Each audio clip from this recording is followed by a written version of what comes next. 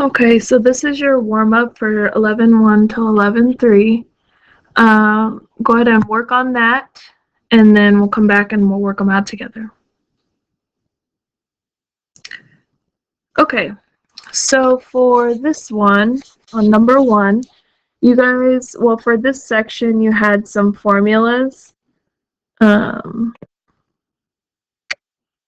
So the one for parallelograms is A equals base times height. So remember, parallelograms include rectangles, rhombuses, and squares. Now, it's really important that you know it is the perpendicular height, so you have to see that right angle there. The triangle formula is A equals 1/2 base times height, because if you take any parallelogram and draw on a diagonal, it cuts it into a triangle, so that'd be half of the base times height.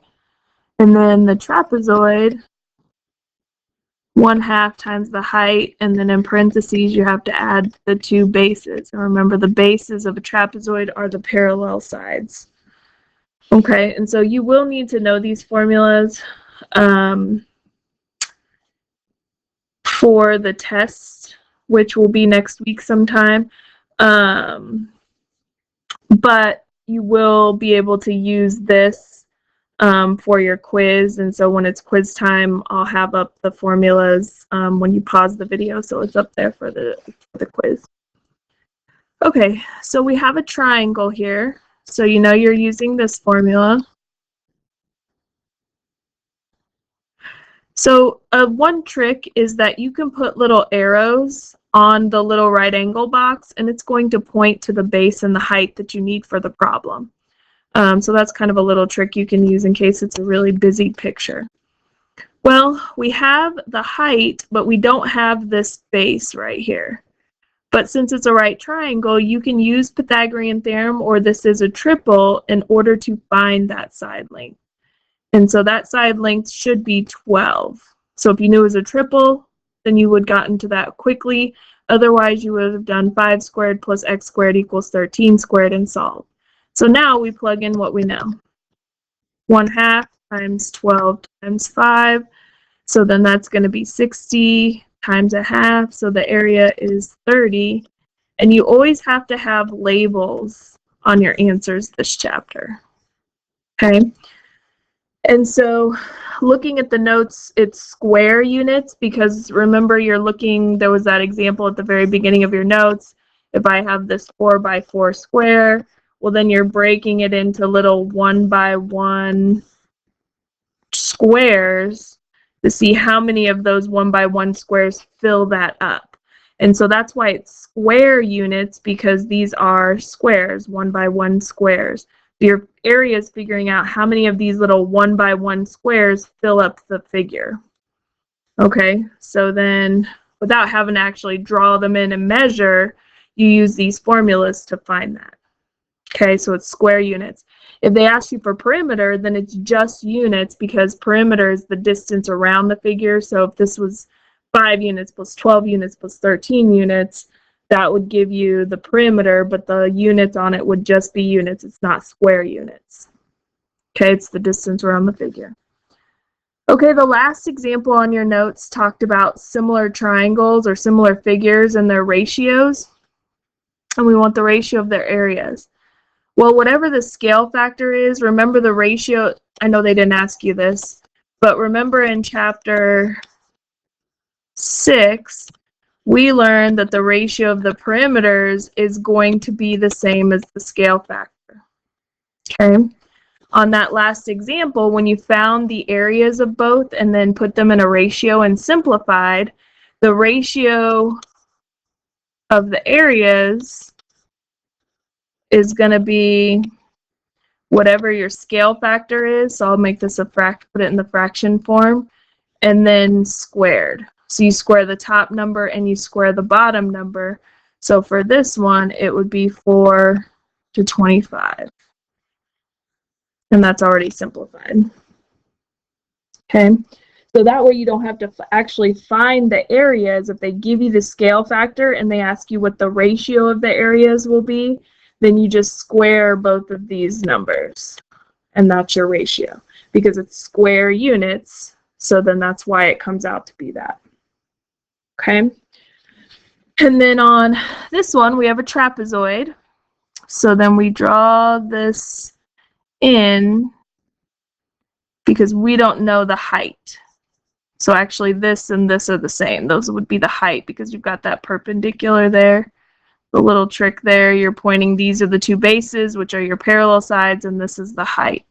So in order to find the height, I'm going to draw this in so that I have a rectangle and a right triangle. Okay, you can do that with trapezoids if you need to find something. Okay, so I do know I need this formula.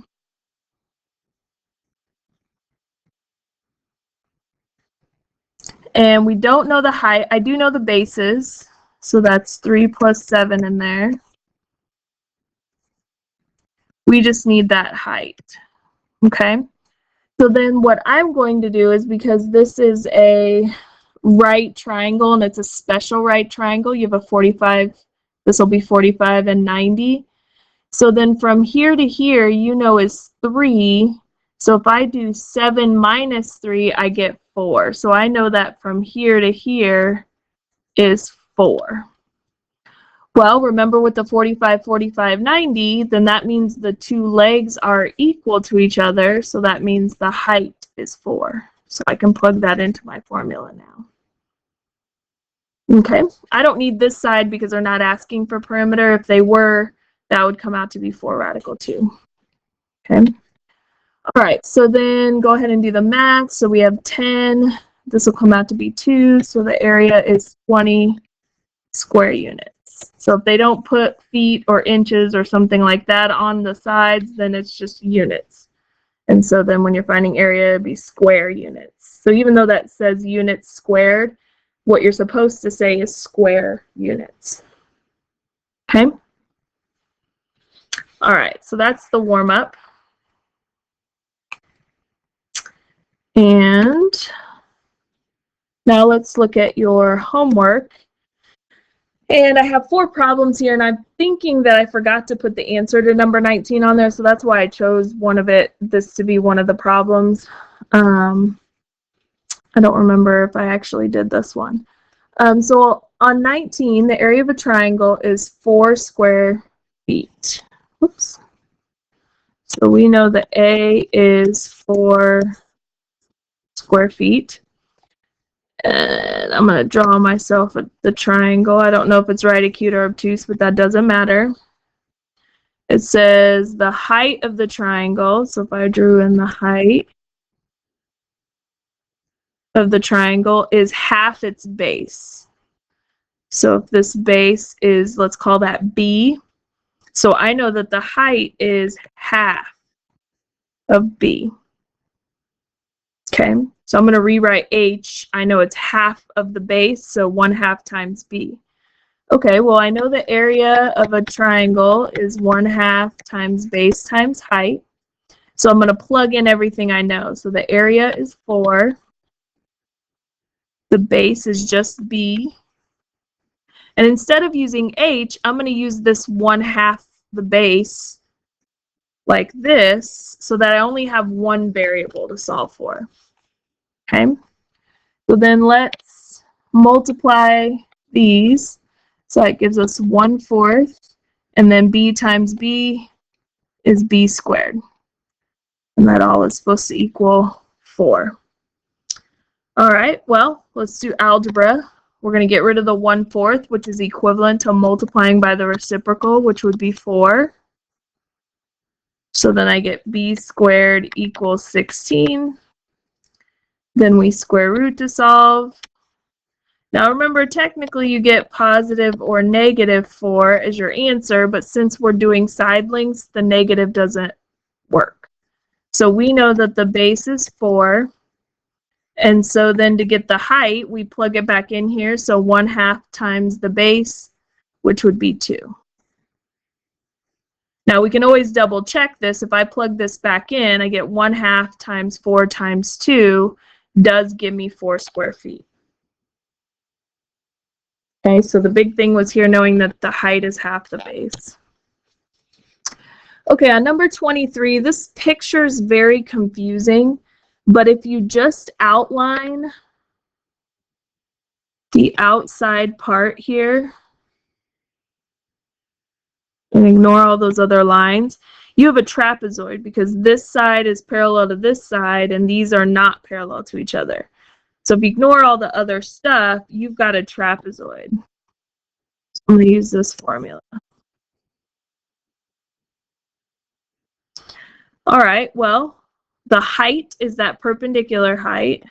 Okay, so then that's 13.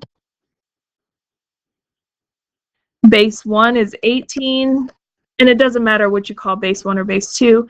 And now from here to here is 18 because if they are showing you that this is a parallelogram here. Remember, in a parallelogram, opposite sides are congruent. So from there to there is 18. So when you add these up, that gives you the whole base. So what is that, 38? So that whole bottom is 38. Okay, and then go ahead and figure that out. And we should get 364. And this is 364 square centimeters. So they're just asking you for area on that one. Okay. All right. And then this was 17 on the second section. So its first two were on the first section. So then this one is also trapezoid by the markings. So I know this is the formula I'm using. Plug in what we know. We know the area is 300. The height is always measured from base to base. So this is a trapezoid on its side, but your height is that perpendicular from base to base. So that's 20.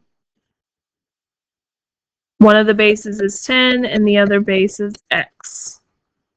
Well, let's do the algebra. So that'd be 10 times 10 plus x. So 300, you can distribute, subtract.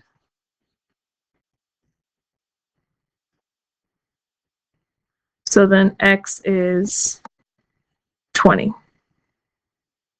And it's 20 meters.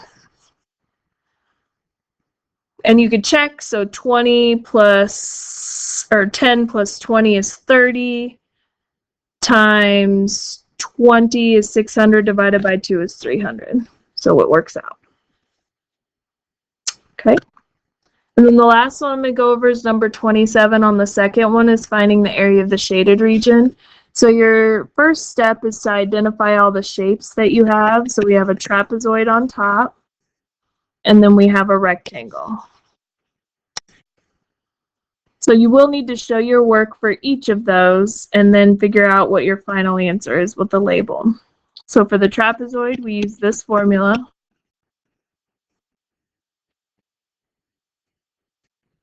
And let's see, so we have 1/2.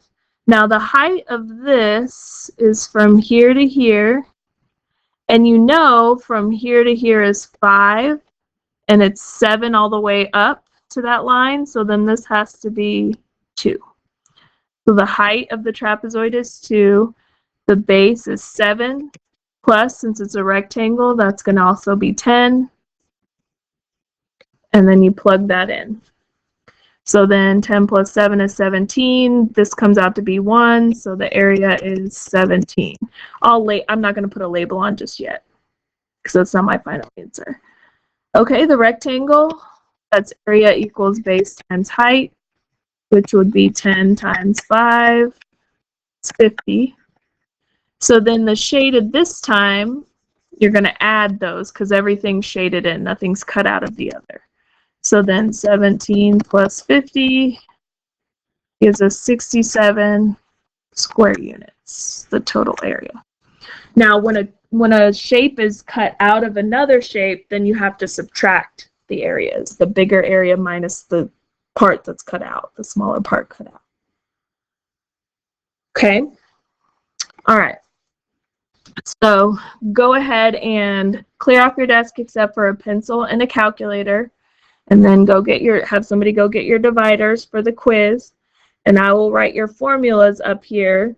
They'll be given to you for this quiz, but they will not be given to you on the test next week.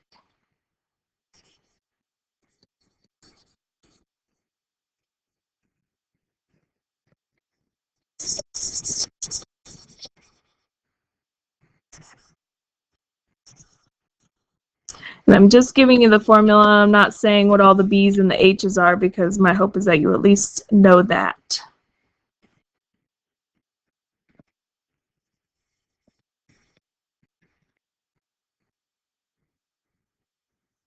And your H's always have to be that perpendicular height.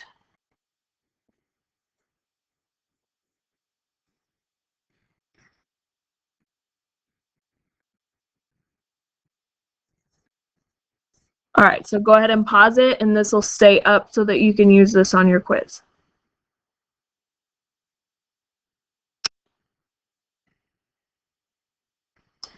All right, so here are the two essential questions for today for 11.4 and 11.5.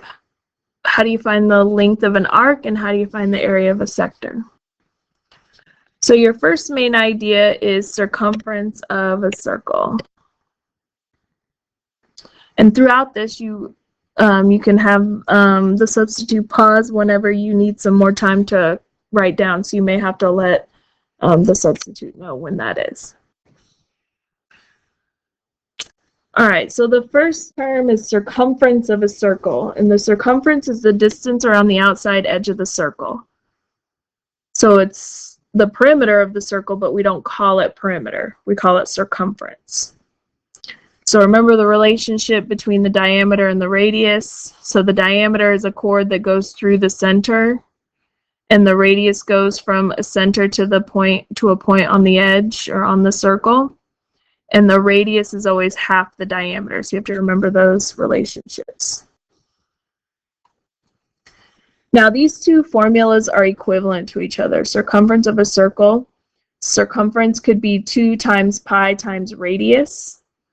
Or you can use pi times diameter, because 2 times the radius is the same number as the diameter. So these equations are equivalent. It's up to you which one you want to use. If you have the diameter, then you might want to use this one. If you have the radius, you got to double it and then multiply it by pi. So pi is in there. It's a irrational number because it goes on forever and never repeats. So if they ask us to leave it as an exact answer, we leave pi in the answer. If it asks us for an approximate answer, then you will always plug into your calculator 3.14. That's the approximation that we use for that. And I should put approximately 3.14. Because not everybody has a pi button, and we just all want to get the same answer. So if they ask you for the approximate, you need to use 3.14 for pi.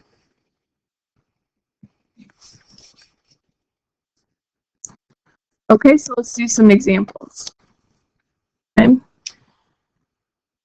So find the indicated values, show your work, leave as exact answers, and label your answer. So it's always important that you remember this chapter. You must label your answer, or you will lose half a point for that.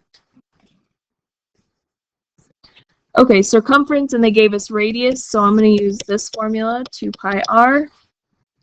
So C equals 2 pi times 3 inches. And so exact, we're going to leave pi alone, so 2 times 3 is 6. So the answer is 6 pi inches. And since circumference is like perimeter, these are not square inches, that's only for area, so it's just 6 pi inches. So that's the distance around the circle. All right. Part B, find the radius of the circle with a circumference of 2 pi feet. So then I want the radius, so I'm going to use 2 pi r. This time we know C is 12 pi. And so then to solve, we need to get r by itself. So divide by 2 pi, The 2 and the pi cancel there. Divide by 2 pi, the pi cancels there. So the radius is 6. So don't forget to put the label. So radius is 6 feet. Okay. All right. Next term is arc length. And the arc length is a portion of the circumference of a circle. So for instance, if I have this circle, and I have point A on it, and I have point B. So if I wanted the length of arc AB, what you're finding if you were to walk from point A on the circle to point B, what that length is, how far that was. And that's going to just be a portion, some fraction of the whole circumference. So that's where this formula comes from. The arc length equation. The length of an arc, which we'll just use L for, is going to equal m over 360, where m is the measure of the arc in degrees. So it's over 360 degrees, which is the whole circle. So that'll give you the fraction times the circumference. Whether you want to use pi times d to find the circumference or 2 pi r, that's up to you.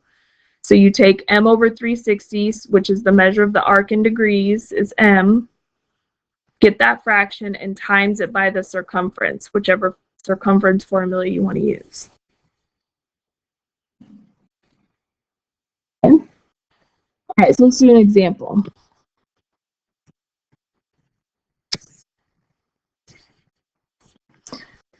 Now, this tells us in the directions, show your work, give exact and approximate answers. So use 3.14 for pi for the approximate answer. Okay, so we've got to get good with fractions here to be able to do these. So then the formula that we're using is the m over 360. I'm just going to put times c, the circumference, because you can use the pi times diameter, or you could use the 2 pi r. It's up to you. All right, so the measure of the arc we want is EF, which is 60 degrees. So 60 over 360. And I'll use the 2 pi r since I have the radius. 2 pi times 11. Okay. All right, well, this simplifies because I'm going to do the exact answer first. You can divide top and bottom by 10 and then simplify that to 1/6. 2 times 11, and we'll keep pi, so that'll be 22 pi. And I'm going to make this a fraction since I have a fraction in front. And you can make any number a fraction by putting a 1 underneath it. All right, now let's do a little cross canceling. So when you're multiplying fractions, you can find something that divides into both numbers along the diagonal and simplify it further. So here, I don't do anything, but here, we can divide this and this by 2. So 6 divided by 2 gives me 3. 22 divided by 2 gets me 11. So then now we multiply straight across. We get 11 pi on top and 3 on the bottom. So 11 pi over 3 centimeters. And it's still just centimeters because we're using a part of the circumference, so it's not squared. This is the exact answer because we left pi in our answer. Then to get the approximate answer, I just take this and plug it in. So you would do 11 times 3.14 divided by 3. And we usually rounded 2 decimal places for the approximate. So then approximately 11.51 centimeters is the approximate answer. So if it doesn't state what to round it to 2 decimal places. Okay, all right, so go ahead and pause, and I want you to try part B. Find the length of arc PS. And you can work with your table groups if you'd like to check.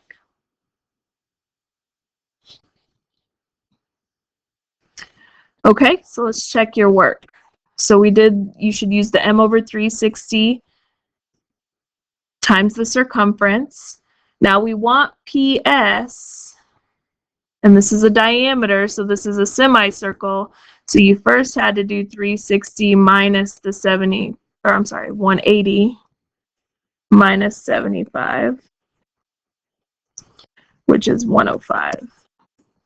So 105 over 360 times, and then 9 is the whole diameter. So when they put it in the middle here and they draw the whole diameter, that's the whole thing. So I'll use the pi times diameter formula for circumference. Okay, so then let's simplify 105 over 360, which will simplify down to 7 over 24. And then this is 9 pi, and I'm going to make it a fraction so I can see if I can cross cancel.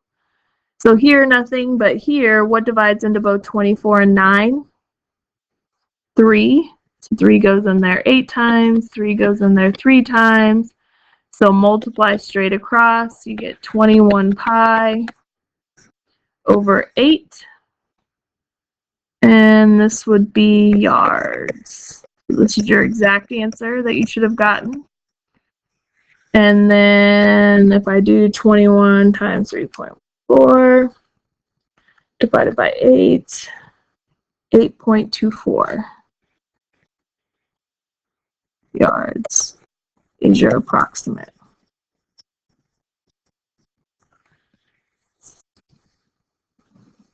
Okay? All right, so circumference is the full distance around the circle. Arc length is just taking a fraction of that circumference. So that's the m over 360 times your circumference. Okay? All right, so that's section 11.4. Skip that for now. All right, area of a circle is our next main idea. So write that in the left-hand column.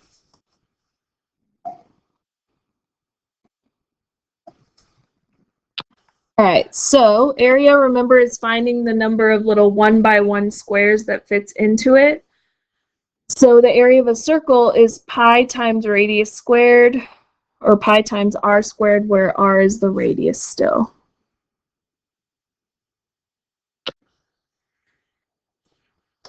All right, so then let's work through example 3 and example 4.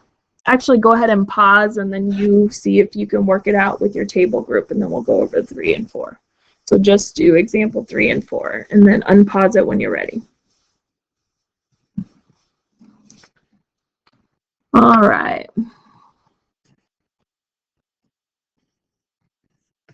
All right, so for example 3, it says find the area of a circle with a diameter of 8. Now, area, there is no diameter equation like there was with the circumference one, where you could use the diameter or you could use the radius, and there's equivalent ones. These, you have to use the radius. So if the diameter is 8, what's the radius? 4. Okay, so then A equals pi times 4 squared. So we're leaving it as exact. So you should have gotten 16 pi square centimeters, because this is area.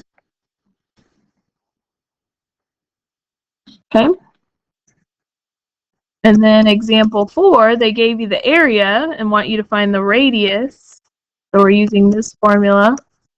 A is 49 pi. So you should have divided both sides by pi to get rid of the pi's. So radius squared equals 49. Square root. Remember, you would get positive or negative 7, but only the positive answer makes sense. So it should be 7 units. Now, if you forgot your labels on either one of these, you would have lost half a point. Since this is just the radius, it's not square units, because only the area was square units. This is just units. Okay. All right, next term is sector of a circle. Sector of a circle is basically a pi piece of the circle. So in my example here, you've got central angle APB. We learned about central angles last chapter 10. And so then that is a pi piece, which is called a sector. So then to find the area of that sector, we find the whole area of the circle and multiply it by some fraction, like we did with the length of an arc. So the area of a sector is m over 360, so that m is the measure of the arc in degrees again, so that's the fraction, times the area of the circle, pi times radius squared. So area of a sector, you have to find the full area, pi r squared, but then multiply it by the fraction of the circle that you care about. Okay, so example 5. Find the area of the sector formed by angle UTV, so that's this pi piece here. Write answer in terms of pi, which is also means exact. Show your work and label your answer. Okay, so m is 70 over the 360, and then times pi times radius squared, and your radius is 8. Okay, so let's simplify that. We can divide by 10, so that's 7 over 36. And that'll be 64 pi, and then make it a fraction so we can try and cross cancel here.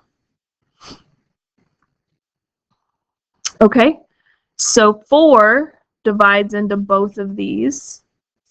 So what is that, 9, and 64 divided by 4, 16.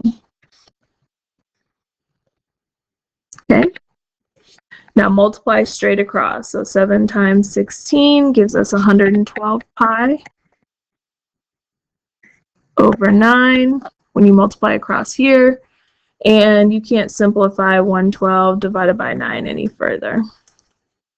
So then that's your exact answer in terms of pi, and our label is going to be square units.